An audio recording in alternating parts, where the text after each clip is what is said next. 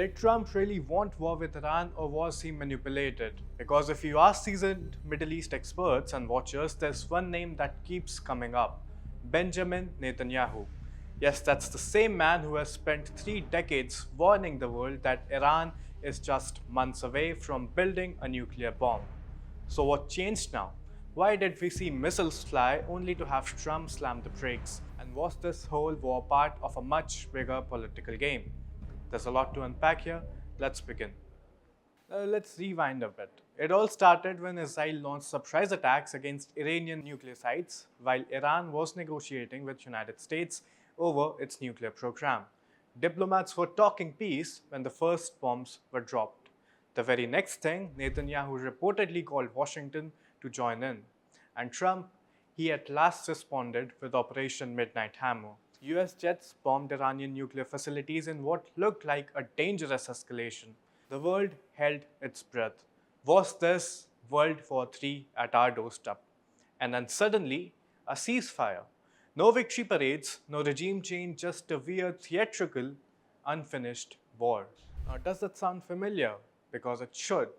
If you have followed Netanyahu's career, you know this man has a PhD in political timing. Critics call him opportunistic, tactical, and transactional. This is the same Netanyahu who in the early 2000s pushed for the war in Iraq. Following his first term as Israeli Prime Minister, Benjamin Netanyahu testified to Congress on September 12, 2002 as a private citizen and advised that US invasion of Iraq would be a good choice. He's also the same leader who has warned about Iran's nuclear program since the 1990s. I'm not exaggerating, Google it. Every few years, Bibi pops up to say Iran's about to go nuclear. So why now? Why push Trump, of all the people, into a war? Now let's be real, Netanyahu is in a real political trouble. He's battling corruption charges, facing protests at home, and was widely blamed for Israel's worst ever security failure during October 7th Hamas attacks.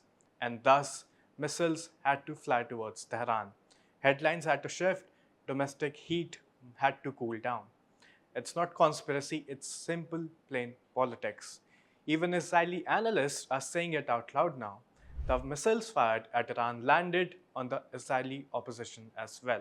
Now, here's where things get even more interesting. Donald Trump, the man known for never backing down, decided to take the off ramp. He ranted for sure, but he stopped. He stopped the war. Why? Because unlike the neocon warmongers of old, Trump's foreign policy isn't about spreading democracy. It's generally focused on the America First agenda. And Trump sensed something. Israel was pulling him into a war America did not need. Even his own words revealed the frustration. And he said, and I quote, "We basically have two countries that have been fighting for so long and so hard they don't know what the heck they're doing." That wasn't diplomacy, that was raw, unfiltered Donald Trump. And in a strange way, that worked. So let's ask the hard question. Did Netanyahu lure Trump into this war? Well, Netanyahu certainly initiated it, and he did pressure Trump to respond. Israel even hit Iran's chief nuclear negotiator while talks were ongoing. But Trump's response, it was forceful, of course, but limited and restrained. And when opportunity came, he pulled back. That's not cowardice, that's control. And perhaps that's the one thing that prevented the world from plunging into a full-blown Middle East inferno. For 30 years, Israel has now sounded the alarm on Iran's nuclear ambitions. Now, some of that fear is very valid. Iran, of course, is no angel.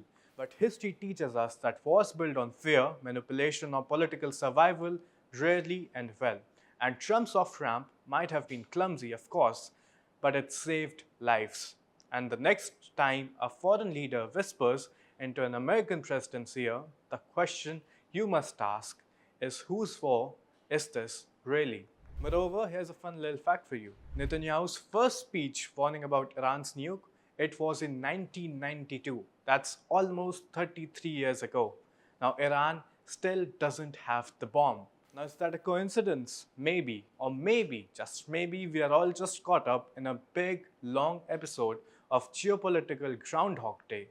Now, before we wrap this up, let me throw something else into the fire.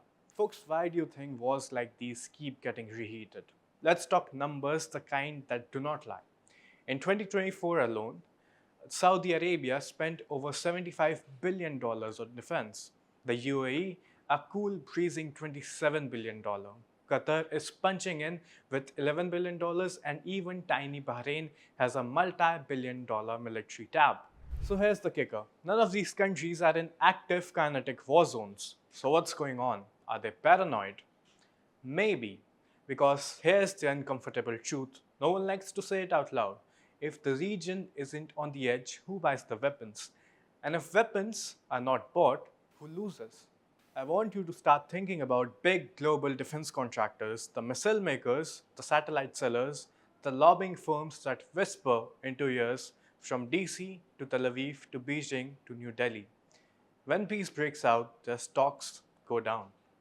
So every now and then you need a short war, something dramatic but manageable, something just long enough to remind the Gulf that the skies are dangerous and that stealth jets and iron domes are not luxury items, they are essential survival kits.